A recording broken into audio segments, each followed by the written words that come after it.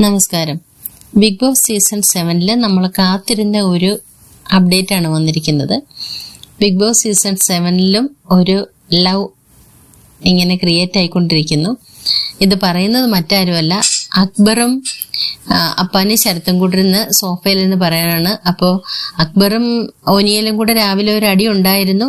അതിന്റെ ബേസിലാണോ പറയുന്നതെന്ന് അറിയത്തില്ല, പക്ഷെ അതാകാനും ചാൻസ് ഇല്ല.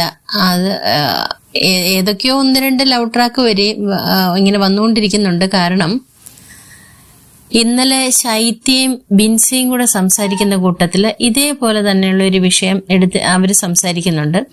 അതിനകത്ത് രണ്ടാളുടെയും പേര് പറയാതെ പരസ്പരം വിരലുകൊണ്ട് സോഫയില് എഴുതി കാണിക്കായിരുന്നു പേര്. അപ്പൊ ഇന്ന് രാവിലെ ഇപ്പോ അപ്പാനിയും അക്ബറും കൂടെ ഇവരുടെ പേര് തന്നെ പറയുന്നുണ്ട്.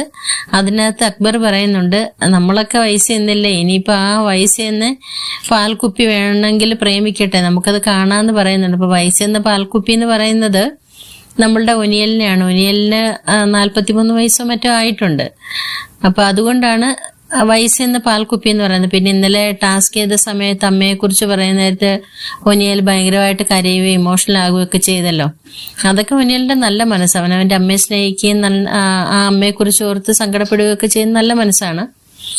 അതിനെയൊക്കെ ഇവര് പാൽക്കുപ്പി എന്നാണ് പറയുന്നത്. അതെന്തെങ്കിലും ആവട്ടെ. അപ്പൊ എന്തായാലും നമുക്ക് കാത്തിരുന്ന് കാണാം. കാരണം ഒനിയലും ജിസയിലും കൂടി ഒരു ലവ് ട്രാക്ക് ഉണ്ടെന്നാണ് ഇവര് പറയുന്നത്.